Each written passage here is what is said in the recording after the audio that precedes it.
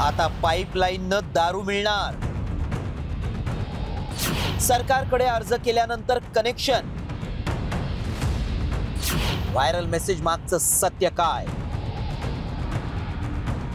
आता दारू तुमच्या घरीच येणार आहे, ती म्हणजे पाईपलाईननं। केंद्र सरकारच आता घरापर्यंत पाईपलाईननं दारू देणार आहे। त्यासाठी अर्ज करावा लागणार असल्याचा दावा करण्यात आलाय। हर घर नल या योजनेप्रमाणेच ही दारूची योजना असल्याचा दावा केल्यामुळे चर्चांना उधाण आलंय। हा मेसेज केंद्र सरकारच्या नावानं व्हायरल होत असल्यामुळे अनेकांचा यावर विश्वास बसू लागलाय। पण खरंच अशी केंद्राची कोणती योजना आहे का? या मेसेजमध्ये नेमका काय दावा केलाय पाहूया। केंद्र सरकार घरांपर्यंत दारूची पाईपलाईन टाकणार आहे।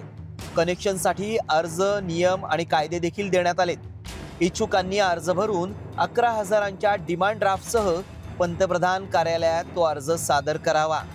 या मेसेज सोबत आणखी काही माहिती देण्यात आली आहे। अर्जदाराचं नाव, पत्ता आणि फोटो देखील मागवण्यात आलाय आणि हे कनेक्शन जोडल्यानंतर महिन्याचं बिल तुमच्या घरी येईल असा दावा केलाय। पण सरकारच्या नावानं हा मेसेज व्हायरल होत असल्यामुळे अनेकांना खरं वाटू लागलंय। काहींनी याबाबत मेसेज करून माहिती मिळवण्याचा प्रयत्न केलाय। दारू पिणं हे आरोग्यासाठी चांगलं नाही। मग सरकारची अशी खरंच योजना आहे का? याची सत्यता जाणून घेण्यासाठी आम्ही अधिकाऱ्यांकडून माहिती मिळवली। त्यावेळी आमच्या पडताळणीत काय सत्य समोर आलं पाहूया।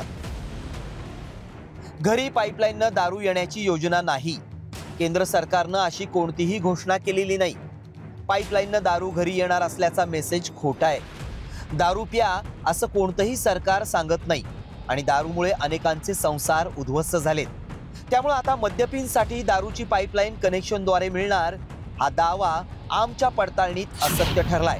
असं मेसेज आल्यास त्याकडे दुर्लक्ष करा। ब्युरो रिपोर्ट, साम टीव्ही न्यूज।